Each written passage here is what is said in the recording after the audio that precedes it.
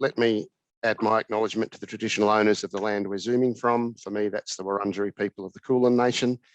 Let me acknowledge and thank our board chair, Jude Munro, and the members of the VPA board who are here. Let me also again thank everyone who's contributed to this very important document package that we're releasing today.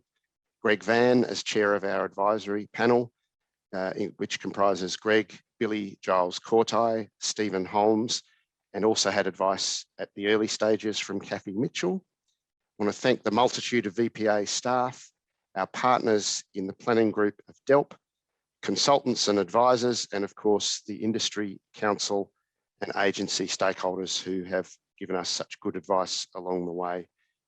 In the time I have, I would like to just give you a little bit more insight into the approach and content of these guidelines, because there's a lot to digest. And you'll be pleased to know it's not just me, that we do have a video which, technology permitting, will play during my presentation. So the VPA, of course, has been around since, in one form or another, since 2006, but we are now since 2017 in the second strategic plan term of our life as a statutory authority in our own right. And our key roles are the preparation of plans for urban growth in designated areas, facilitating solutions not just to prepare the plan, but to solve problems in delivering the plan, and to provide delivery-informed insight through to government on urban policy and projects. We strive to create communities that are prosperous, livable and sustainable, characterised by density done well, suburban and regional, or if you like, local jobs, better alignment between development and infrastructure, and growing our regional cities and towns. And these are fundamentals that are COVID resilient. The manifestation looks slightly different, or in some cases markedly different, but the principles are the same. In relation to planning for new communities, our primary role is in Outer Melbourne, but we are also leading planning for new communities in a number of regional locations, and these guidelines will guide our work in all those settings. In Outer Melbourne, we have, over our life as an organisation, prepared a large number of structure plans. We have a number currently in our pipeline, and we have a number more to go.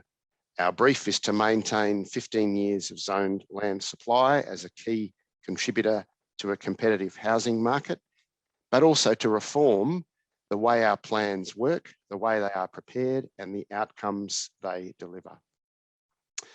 Our plans, of course, sit between the high-level aspirations that have been set out in Plan Melbourne and the growth area framework plans, which are in the process of being superseded by land use framework plans prepared by DELP, currently on public comment, I believe. And beneath the next step in the process for us is the planning permit that creates the subdivision.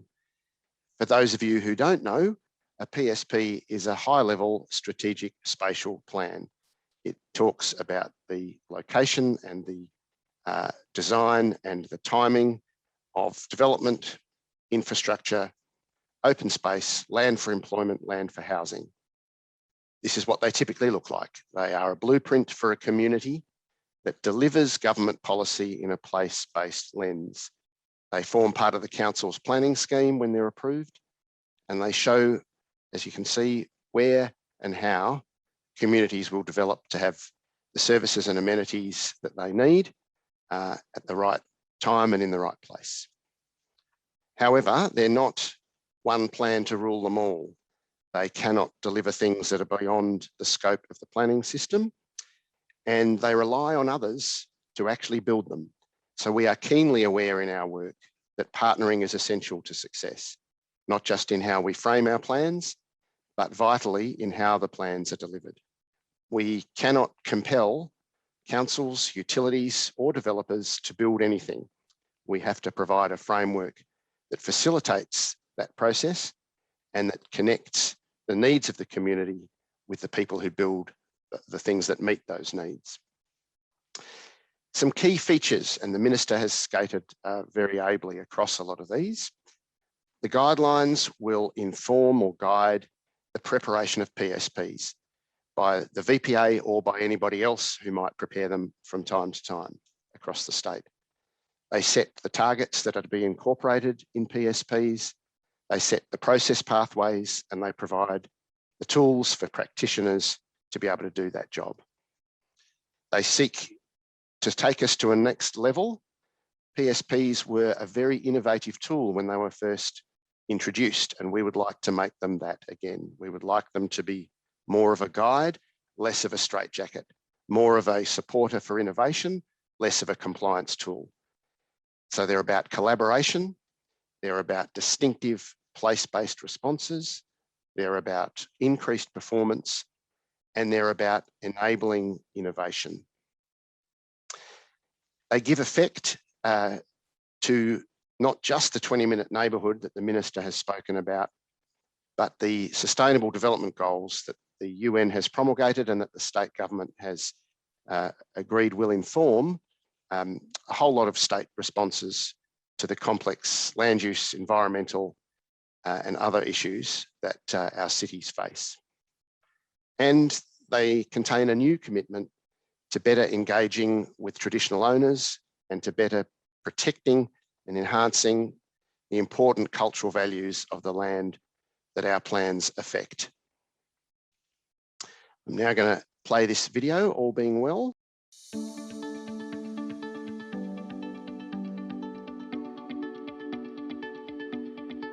The VPA has updated the Precinct Structure Planning Guidelines for new communities in Victoria to raise the bar on the process and the outcomes we seek for our plans. Now, more than ever, we need the best possible tools to help plan for a growing Victoria while enhancing our world-famous livability. The guidelines lift the standard for outcomes sought in our new communities to create new neighbourhoods that are prosperous, livable and sustainable. They also provide the tools and pathways to deliver our plans with greater flexibility. Over the last decade, the VPA has developed significant expertise when it comes to planning for place through our precinct structure plans. We've also gained significant insight into how to create distinct and diverse communities that cater to local needs. Our new PSP guidelines provide an adaptive, flexible and responsive framework that support innovation and best practice planning outcomes in new communities, incorporating the principles of Plan Melbourne and embracing the 20-minute neighbourhood. Planning frameworks need to be clear, with quantifiable targets and principles to ensure delivery of intended outcomes. Plans must also respond to the diverse challenges faced by new communities, including housing affordability, access to jobs, public transport and services, climate change, and the long-term impacts of the COVID-19 pandemic. Our plans provide the scaffolding for how we live, work, and play in our new communities. And the VPA's new PSP guidelines are working to meet these challenges and address Victoria's future planning needs. This is why our new guidelines are also supported by a PSP reform agenda focused on the 3 Ps: policy, process, and product. Our policy focus is the new PSP guidelines, which set the right outcomes for new communities. For process, we've developed PSP 2.0, a stronger and more collaborative approach to preparing precinct structure plans alongside our partners. And for product, we've designed a new compact PSP template that define key outcomes and promote flexibility with site-responsive innovations in the post-PSP stage. These measures will improve on-the-ground outcomes and streamline the process wherever appropriate, which is essential for Victoria's economic recovery. While process and product are both critical, it is these guidelines that will underpin the work each of us do to plan for new communities in Victoria's growth areas. That's why we're excited to introduce the updated Precinct Structure Planning Guidelines for new communities in Victoria. The new generation of PSPs prepared under these guidelines will raise the bar by setting new metrics to ensure the creation of affordable, sustainable and livable new neighbourhoods that can adjust to Victoria's changing needs. Living locally is the core principle underpinning the updated guidelines to help plan resilient 20-minute neighbourhoods where tomorrow's Victorians can access more of their everyday needs closer to where they live. The new PSP guidelines that have been introduced in Victoria are really a fundamental building block to create the sorts of communities that we all want to live in. What the 20-minute neighbourhood will do and what these guidelines will do will allow people to live healthier lifestyles, but more sustainable lifestyles. The guidelines raise the bar for Victoria's new neighbourhoods by setting new targets for traditional owner engagement, for the density, diversity and choices of housing, for affordable housing, for greener and cooler environments, for sustainability, and for coordinating the infrastructure and services that new communities need. The guidelines include greater recognition of the value of Aboriginal heritage in plan making and a commitment to improved processes for collaborating with traditional owners. They also set increased targets for residential density and diversity around town centres, community facilities and services, open spaces and key natural features. This will help make our new communities more walkable and allow for greater housing choice. It's all about living locally, giving people the ability to meet most of their daily needs within a 20-minute walk from home. It will also ensure there are adequate populations around town centres to make them more economically viable earlier, to support more cafes, restaurants, services and businesses for new communities. Our new plans seek to deliver more affordable housing, housing that is not only affordably priced, but also costs less to live in by reducing energy and transport costs. A new 30% tree canopy cover target for streets, laneways, parks and open spaces will improve greening and cooling in our new communities, making them more sustainable, climate resilient and beautiful. The guidelines also drive better sustainability outcomes through better integrated water management, through conserving landscape features and biodiversity, and through emphasising placemaking for local, unique character. But of course, a good plan needs to be backed by good delivery. Our new guidelines set out how we will continue our active engagement with government departments, service providers, councils and utilities to input their forward plans and for them to identify and define the essential infrastructure they are responsible for providing. We will be working with government, councils and infrastructure providers to inform the decisions they make about building the infrastructure our new communities need. Our plans will identify where and how development is likely to occur to assist the development industry, councils and infrastructure delivery agencies to make the investment decisions that will shape tomorrow's communities. The guidelines also set out how we will explore strategic partnerships for planning, funding and delivery so that we can underpin innovation through and beyond the planning process. Leadership in the form of establishing targets is absolutely important, and it is the means by which we can ensure that everyone who's involved in the development process, that they actually play their part in delivering the combined aspirations of the guidelines. I think setting new standards or higher standards for new communities is really important as a process that over a period of time, lifting the bar, I think is the key concept here, that you don't just sit on your laurels, you try and aspire to making things better over time. And these new guidelines are certainly a step up. The guidelines provide a new minimum standard for what PSPs will achieve. They lift the bar on outcomes in our new communities by setting a new base case for precinct planning, putting collaboration at the heart of PSP preparation. This collaborative approach requires stakeholders to actively inform placemaking outcomes so we can work together towards a shared vision. We're also excited to introduce a new innovation pathway. The new innovation pathway will allow tailored responses to place-based challenges that deliver above and beyond our new raised standards. These innovations will be rewarded with a bespoke PSP process and product. The new PSP guidelines raise the bar for everyone. The innovation pathway will create opportunities for councils and landowners to go even further. This is not merely making room for innovation, but actively encouraging it. I think one of the major benefits of the innovation pathway is it's going to help us push ourselves even further. These guidelines are a fantastic first step in taking us to a new place for creating healthier, more sustainable and livable communities. But what the innovation pathway will allow those developers who really want to push the envelope a little harder to take us to the next level, to show us what's possible, to show us what works and doesn't work. The absolute strength of these guidelines that there is an acknowledgement that things don't have to be done the same way. There is an acknowledgement that if someone comes along with an idea that has merit, that there is a pathway to support that idea. We're providing the planning tools to deliver new communities across the state.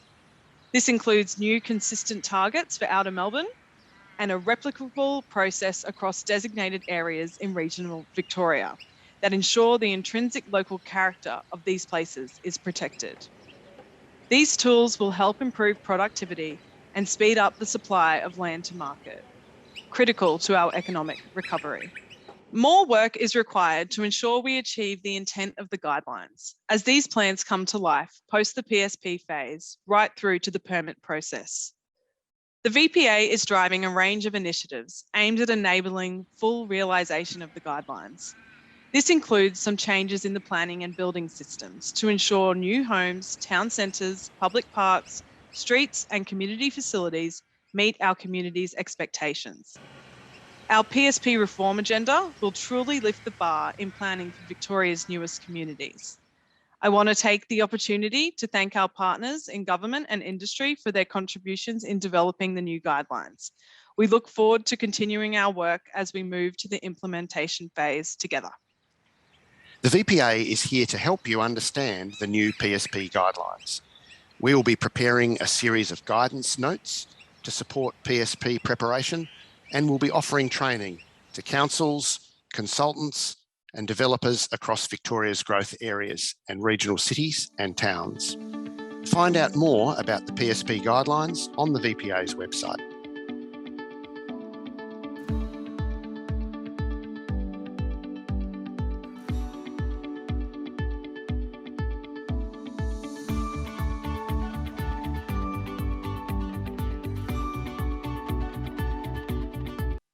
Excellent, thank you. I'm conscious of time. That video has said pretty much all of the important things to say, but I will skate through a few key messages. For our government agency partners, we are genuine about collaborating with you and we need your help and input. We need your authoritative early advice, your problem-solving ability, and your agility and responding to change. That's a commitment we make, and those are the things we seek from that relationship.